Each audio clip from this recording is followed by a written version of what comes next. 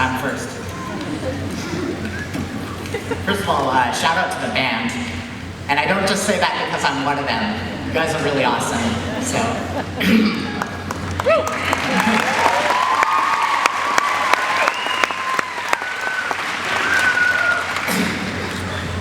So first of all, I will start the speech the only way I know how, with a bad pun.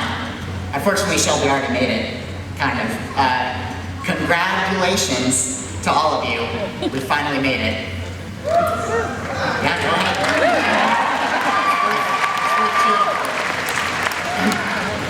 I'd love to stand up here and bring you all to the verge of tears with an inspiring speech about how I'm ready to face the world with my head held high. But to tell you the truth, I'm scared to death about taking the next step. I don't know what's coming, and I don't know how I'm going to handle it when it gets here. Preparing for life after high school is like preparing for a test. Remember when we used to have to do that? Of course, this is coming from the guy who's planning on, at the very least, 4 more years of school. Preparing for life after high school is like preparing for a test, except you just realized that you spent the last 18 years dozing off during lectures and goofing off instead of doing the homework. In fact, the more you think about it, the more you begin to suspect that there were no lectures, homework, or for that matter, instruction of any kind. But despite the confusion, I have some advice. And this is the cheesy part where I pretend like I know what I'm talking about, so if you haven't already zoned out, feel free to do so now so you can save some of your attention span for the other speakers. My advice is this. First, no matter what happens, keep your eyes on the horizon. Pick a goal and do whatever it takes to accomplish it. And like the horizon, your goal should be visible, but just out of reach. Because if we could get to the horizon today, what would we do when we got there?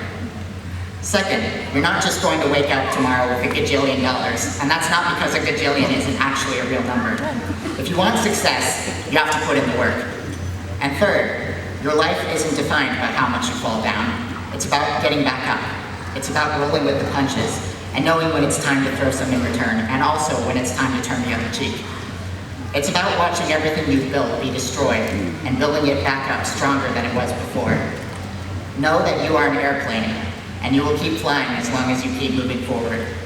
And by the way, I challenge my fellow valedictorians to come up with a better inspiration and metaphor than that, because I'm pretty proud of that one. I put a lot of thought into it.